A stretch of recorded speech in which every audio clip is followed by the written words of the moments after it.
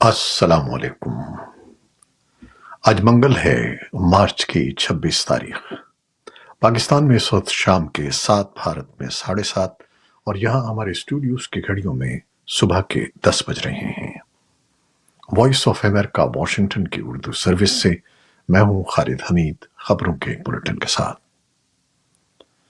پاکستان کے صوبے خیبر پختونخوا کے ضلع شانگلہ میں گاڑیوں کے قافلے پر ہونے والے خودکش حملے میں 5 چینی انجینئرز اور ان کا ڈرائیور ہلاک ہو گئے ہیں۔ یہ قافلہ چینی انجینئرز کو لے کر داسو ڈیم جا رہا تھا۔ ابتدائی اطلاعات کے مطابق انجینئرز اور دیگر عملے پر مشتمل کئی گاڑیوں کا قافلہ اسلام آباد سے کوہستان جا رہا تھا کہ بشام کے قریب قراقرم ہائی وے پر یہ دھماکہ ہوا۔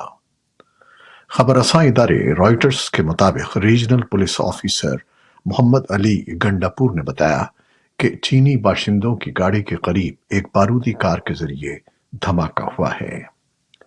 چین کے سفارت خانے نے ایک بیان میں دہشت گردی کی اس کارروائی کی مذمت کی ہے۔ بیان میں مطالبہ کیا گیا ہے کہ پاکستان حملے کی مکمل تحقیقات کر کے قصورواروں کو سخت سزا دے۔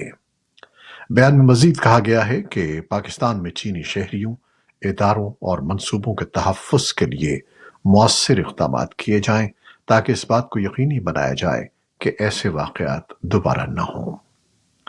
دھماکے کے بعد وزیر اعظم شہباز شریف اسلام آباد میں چین کے سفارت خانے گئے اور سفیر سے چینی باشندوں کی ہلاکت پر تعزیت کا اظہار کیا۔ انہوں نے چینی سفیر کو یقین دہانی کرائی کہ پاکستانی حکومت واقعے کی اعلیٰ سطح پر جلد تحقیقات کر کے ذمہ داروں اور سہولت کاروں کو قرار واقعی سزا دے گی۔ کو ناکام بناتے ہوئے 4 حملہ آوروں کو ہلاک کر دیا۔ بلوچستان لبریشن آرمی نے اس حملے کی ذمہ داری کا دعویٰ کیا ہے۔ پاکستان فوج کے شعبۂ تعلقات عامہ کے مطابق دہشت گردوں نے تربت میں بحریہ کی بیس PNS صدیق پر حملے کی کوشش کی، جسے سیکیورٹی اہلکاروں کی بروقت کارروائی نے ناکام بنا دیا۔ کالعدم علیحدگی پسند تنظیم بلوچستان لبریشن آرمی کی مجید بریگیڈ نے حملے کی ذمہ داری قبول کی ہے۔ پاکستان کی نئی حکومت نے پاک ایران گیس پائپ لائن کی تعمیر میں ملوث پاکستانی اداروں کے خلاف ممکنہ امریکی پابندیوں سے استثناء حاصل کرنے کے لیے درخواست دائر کرنے کا فیصلہ کیا ہے۔ پاکستان کے وزیر پیٹرولیم ڈاکٹر مصدق ملک کا کہنا ہے کہ ہم امریکی پابندیوں سے استثناء مانگیں گے۔ پاکستان گیس پائپ لائن منصوبے میں پابندیوں کا متحمل نہیں ہو سکتا۔ انہوں نے اس امید کا بھی اظہار کیا کہ ایران کے ساتھ معاہدے کی ذمہ داریوں کی تعمیل کرتے ہوئے اس منصوبے پر جلد تعمیر شروع ہو جائے گی۔ وزیر پیٹرولیم کا یہ موقف دفتر خارجہ کی طرف سے پیش کردہ موقف کے برعکس ہے، جہاں ترجمان دفتر خارجہ نے گزشتہ ہفتے ایک پریس بریفنگ میں کہا تھا کہ کسی تیسرے فریق کی طرف سے کسی بحث یا چھوٹ کی کوئی گنجائش نہیں ہے۔ پاکستان کے وزیر خارجہ اسحاق ڈار نے کہا ہے کہ حکومت ہمسایہ ملک بھارت کے ساتھ تجارت کی بحالی پر سنجیدگی سے غور کر رہی ہے۔ وزیر خارجہ کے اس بیان کے بعد یہ بحث جاری ہے کہ کیا پاکستان کو بھارت کے ساتھ تجارت بحال کرنی چاہیے اور اس سے دونوں ملکوں کے تعلقات پر کیا اثرات مرتب ہوں گے۔ پاکستان نے 5 اگست سن 2019 کو بھارت کی جانب سے اپنے زیر انتظام کشمیر کی نیم خود مختار حیثیت کے خاتمے کے یک طرفہ اقدام کے رد عمل میں 2 طرفہ تجارت کو معطل کر دیا تھا۔ پاکستان کا کاروباری طبقہ بھارت سے تجارت کی بحالی کے امکانات کو خوش آئند اور دونوں ملکوں کے مفاد میں سمجھتا ہے۔ دہلی کے وزیر اعلیٰ اروند کیجریوال کی گرفتاری پر عالمی رد عمل آنے کا سلسلہ جاری ہے۔ امریکہ کے محکمہ خارجہ کے ترجمان نے کہا ہے کہ امریکہ اروند کیجریوال کی گرفتاری کی رپورٹ پر گہری نظر رکھے ہوئے ہے اور وہ ایک منصفانہ قانونی عمل کی حوصلہ افزائی کرتا ہے۔ کیجریوال کو انفورسمنٹ ڈائریکٹوریٹ نے دہلی کی شراب پالیسی سے متعلق رشوت ستانی کے الزامات پر جمعرات کو گرفتار کیا تھا۔ ان کی جماعت ان الزامات کی تردید کرتی ہے۔ خبر رساں ادارے رائٹرز کے مطابق امریکی محکمہ خارجہ کے ترجمان نے اس معاملے پر ای میل کیے گئے سوال کے جواب میں کہا کہ ہم وزیر اعلیٰ کیجریوال کے لیے منصفانہ، شفاف اور بروقت قانونی عمل کی حوصلہ افزائی کرتے ہیں۔ ترجمان امریکی محکمہ خارجہ کا یہ بیان جرمنی کے اس رد عمل کے بعد سامنے آیا ہے جس پر بھارت کی جانب سے احتجاج کیا گیا تھا۔ مودی حکومت کیجریوال کی گرفتاری کے معاملے پر مداخلت کی تردید کرتی ہے۔ غزہ میں عینی شاہدین نے بتایا ہے کہ درجنوں اسرائیلی ٹینکوں اور بختر بند گاڑیوں نے منگل کو ناصر ہسپتال کو گھیرے میں لے لیا، جہاں ہزاروں بے گھر افراد لڑائی سے بھاگ کر پناہ لیے ہوئے ہیں۔ عینی شاہدین نے اے ایف پی کو بتایا کہ جنوبی شہر خان یونس میں وسیع و عریض کمپلیکس پر فائرنگ کی گئی، لیکن ابھی تک کوئی حملہ نہیں ہوا ہے۔ غزہ میں حماس کے زیر انتظام وزارت صحت نے کہا ہے کہ ہزاروں بے گھر لوگ اب بھی ہسپتال کے اندر ہیں۔ ان کے پاس پینے کا پانی، خوراک اور بچوں کے دودھ کی وافر مقدار نہیں ہے اور ان کی زندگیاں خطرے میں ہیں۔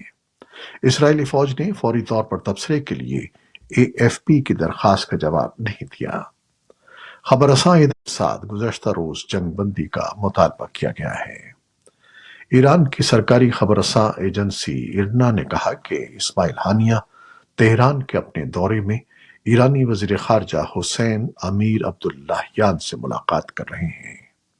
خبر رساں ادارے کے مطابق وہ دیگر اعلیٰ حکام سے بھی ملاقاتیں کریں گے۔